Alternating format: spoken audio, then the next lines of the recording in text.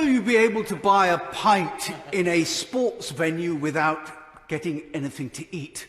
But if you order a pint in a pub, you'll have to have a substantial meal.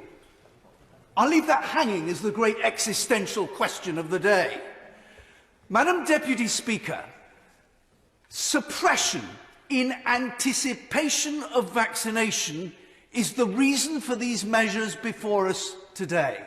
But people have been writing to me for months, terrified that a vaccine will be compulsory. And I've responded by saying, don't be so absolutely ridiculous. It could never possibly happen. We're a Conservative government, after all. And now we discover that a vaccination may be a passport to the acquisition of your civil liberties, and without which you will have all sorts of things that you would be able to do denied to you.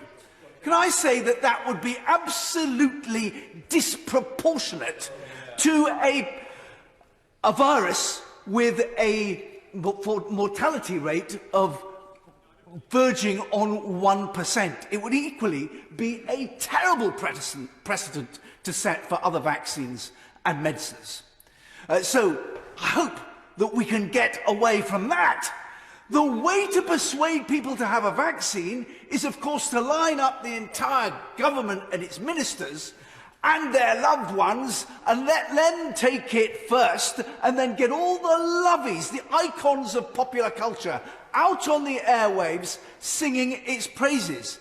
To have any kind of suggestion of coercion absolutely feeds the conspiracy theory that we are being cowed and our liberties being taken away.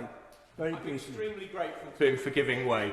Will he agree with me that it's not enough for the government merely to refrain from coercing people? The government's also got to pay attention to implicit coercion. That is, if the government turns a blind eye to allowing businesses like airlines and restaurants to refuse to let people in unless they've had the vaccination, the government's got to decide whether it's willing to allow people to discriminate on that basis. Discrimination. It would be vaccinationism, which we must, of course, resist. The other thing that any kind of coercion would do would be to set the seal on this government's reputation as the most authoritarian since the Commonwealth of the 1650s. But it is as nothing to the enthusiasm that we've seen from the front bench opposite for even more coercive and restrictive measures.